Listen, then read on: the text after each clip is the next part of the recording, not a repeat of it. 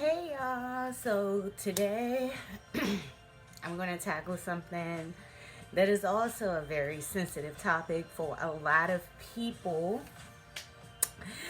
and it's are you really a relationship person or are you just codependent? Now, this is the big one, especially for women, because a lot of women were taught that the only way to essentially date is to be in a relationship, and that's completely wrong. This is why I have to distinguish all the time that I am a dating coach. Dating, not a relationship coach or therapist or whatever a relationship coach would be. I teach women how to date properly, how to maximize your options, how to get what you want, how to be single and be happy. And still, most women want to be single and focus on their goals. Those are the type of women that I like to work with. I am not a relationship coach. That does not even exist, because you cannot coach somebody to be in relationships. You would need a therapist for that. So, what I always get is a lot of people, generally Generation X, and that would be women that were before my generation. I believe it's uh, after, before 1980. And a lot of these people come to me all the time and they're like, oh, I'm a relationship person, so but I keep falling for these guys who treat me like crap, and it just happens over and over and over again. That is not being a relationship person. That is literally just being codependent. Because if you're a relationship person, you know how to distinguish between what is functional and what is not functional.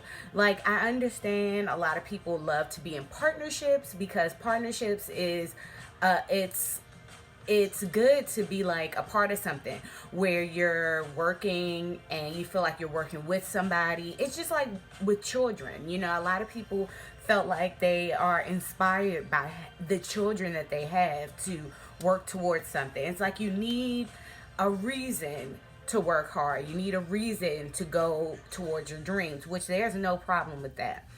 But falling into relationships that are toxic over and over again does not make you a relationship person. It might just mean that you're very codependent and you don't have a focus for yourself.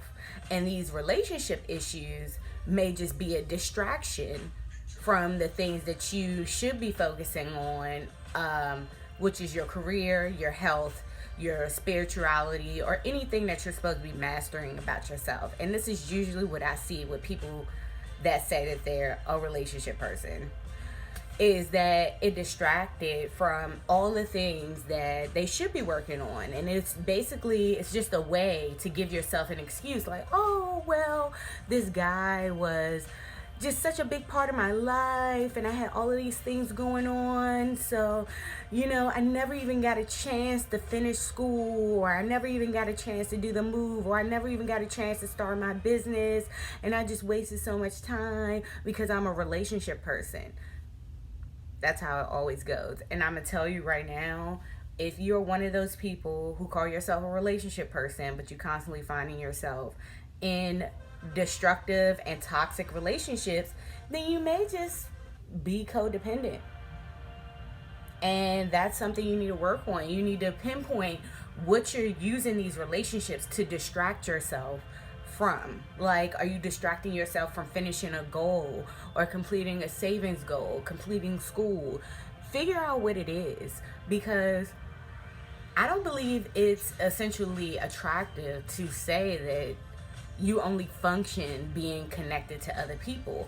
And I also feel like that is also very, very unattractive to people in a dating game, unless they are manipulative or an abuser, is telling people you need to be in relationships. It's like, okay, for abusers, this is like a gold mine for abusers, because like now they know they got somebody that's going to cling on to them no matter how they treat them, or wherever they go they're going to have a little puppy dog chasing behind them. That's basically going to be your job if you go out telling people that you're a relationship person, because it just means that you're just attached to anything. Also, when you're dating people who aren't looking for that, who aren't abusers, who aren't trying to manipulate you, they're going to definitely hold back. And you may find yourself finding guys who don't ever want to commit to you. Because, like I tell people all the time, I am so anti-commitment just because I like being on my own so much. It's nothing wrong with those other people. I just like to focus on myself. And then when I'm in a great place where I don't have as many things to focus on, then I can relax a little more. But I personally feel like if I'm working on something, I don't want to have somebody attached to me in that time because I'm working on something. And I feel like it's not fair to them. And I love having options. I love having different guys. I love having different experiences. I love getting to know myself through these people. I love different types of sexual experiences. I love it all. So I'm not a relationship person at all. But what I found is that because these guys know that I enjoy so much time alone and so many options, they always want to commit to me, like all the time, because people think it's sexy and it's attractive that you got your own thing going so well that you're kind of good whether they're there or not. You're looking like the prize, and that's what I want you people who call yourself relationship people or relationship person or whatever to know, is that a lot of guys honestly think that it's attractive and it's very sexy if you have other stuff going on for you outside of a relationship. It's actually very unattractive, and it pushes a lot of people away if you are already clingy or already claiming to be this relationship person or something, because people are going to be like, oh, you're that type, and they're going to feel like every guy that you cross, even if they aren't an option for you, even if you're not even looking at them in that way, they're going to feel like you're pursuing them or dealing with them because you already look at them like marriage material. So overall, telling people you're a relationship person is just playing yourself, basically. You're just playing yourself. You're putting you're giving guys a false sense of ego when they're dealing with you. So they're going to play you because they're going to feel like, oh, well, she wants to be with me because she's desperate for a boyfriend. So all I got to do is just sit here and be consistent with my texts or whatever. And I got her. I'm not even worried about her. And you never want to be in that spot.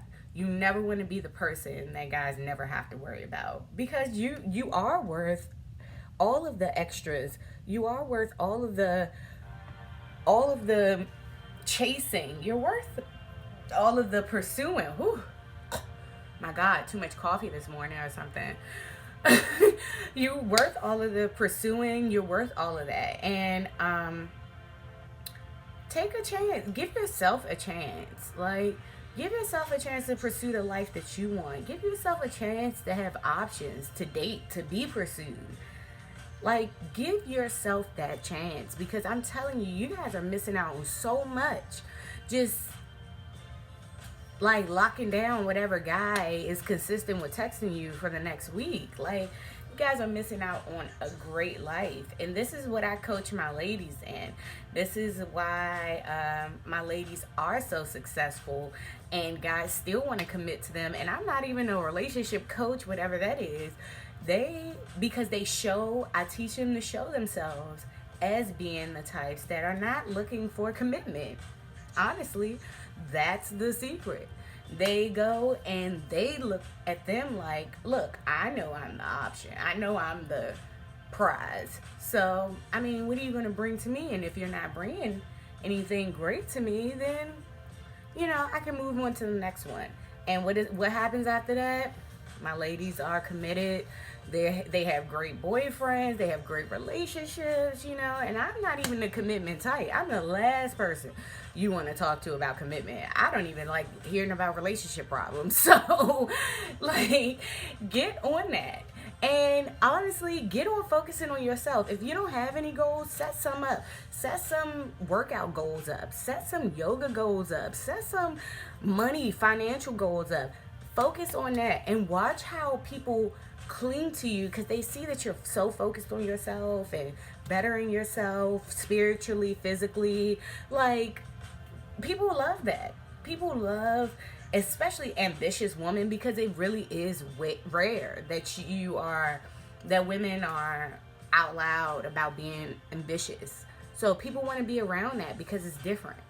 Do it for yourself, do it for the betterment of your life, and watch those opportunities that you're chasing and grabbing all the time not only get better, but come more often.